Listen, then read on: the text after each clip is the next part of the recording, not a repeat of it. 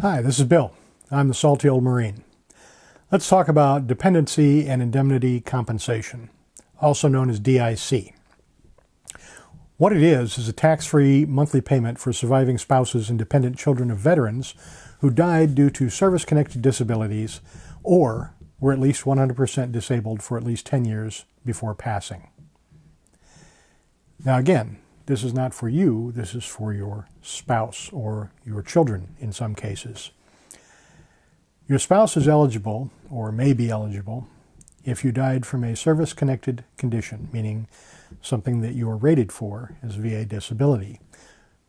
An example, I have a 0% hearing loss disability rating. I'm service-connected for hearing loss. I don't think I'll die of it. I hope not.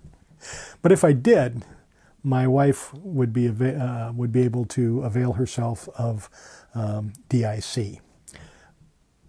For those veterans who have gotten to 100%, if you're at 100% for at least 10 years before your passing, then your spouse would be eligible.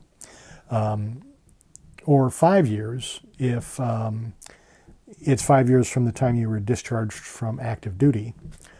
1 year if you were a prisoner of war. Currently, the monthly payment for DIC, actually I should say the 2024 rates, I think they're different for 2025. The base payment was $1,612.75 a month. Additional amounts can apply if your spouse has dependent children or has disabilities themselves. You can apply online with the VA. We're going to put a link in the description. It's a special VA form called 21P-534EZ.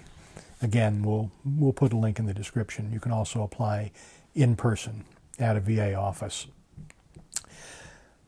Now, for those veterans' spouses, surviving spouses that are unfortunately stuck in a lower income situation, there may be a survivor's pension available.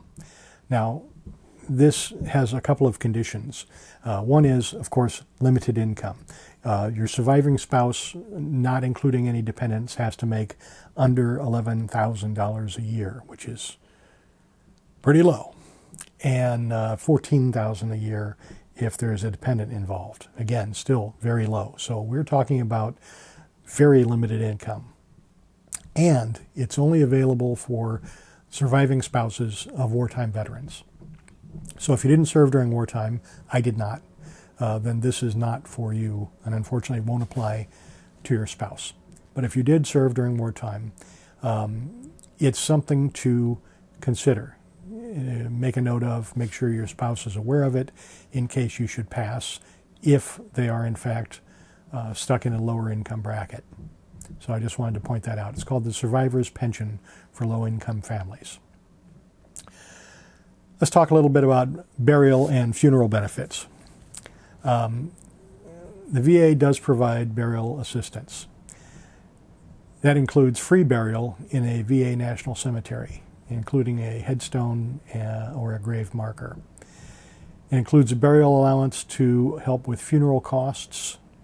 It's up to $2,000 if the death was service-connected. Of course, you get the Presidential Memorial Certificate for a surviving family, and survivors, your surviving spouse, also gets a headstone or a marker if they're buried in a private cemetery. We can also talk about something called CHAMP VA. This is for surviving spouses who are not already covered by TRICARE. TRICARE is the medical care that active duty military dependents and spouses get, and also for those who are retired. But if you're not retired and instead you're 100% VA disability, then your spouse might qualify for CHAMP VA. CHAMP VA helps cover doctor's visits, prescriptions, hospital stays, some long-term care, and up to 80% of most medical costs.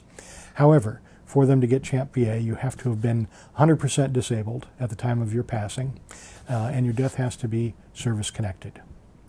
Or your death has to be service-connected. I'm sorry, one or the other, not both. There are also educational benefits under what's called Chapter 35 of the Dependents Education Assistance, or DEA program. It can provide up to 36 months of educational benefits, which can be used for college, career planning, apprenticeships, and certification programs. It's a monthly stipend of up to $1,488 a month for full-time students. So that's kind of a nice benefit.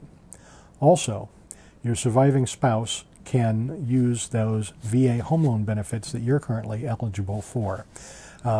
So basically, a VA home loan is a low-interest home loan that's available without down payment, zero down payment, and no private mortgage insurance or PMI, which can save a lot of money. For eligibility, your spouse cannot be remarried unless they're over the age of 57. So if they're older than 57, they can remarry. Otherwise, they can't have remarried and still get the VA home loan. And you must have died from a service-related condition. So these are things that are not easy to talk about, but they are available for the spouses and dependents of veterans who have unfortunately passed away. And it's probably something for you to keep in mind when you're doing your estate planning. And honestly, all of us, whether you're young, middle-aged, or getting a little older, should be at least sometime thinking about estate planning, how you're going to deal with things that happen, well, when you pass, right? We're all going to pass, every one of us. So, yeah, that's something to stick in your back pocket, maybe think about, maybe let your spouse know about so that they know what to do if you should unexpectedly leave us, right? Again, not the happiest thought in the world, but probably important to think about. This is Bill. I am the salty old Marine. Old Marine. Please like, share, subscribe, tell your friends, leave a comment. I read all the comments. I really appreciate them all. If you have questions, I'll do my best to try and answer them. If I can help in any way, I will. And as always, have a great day.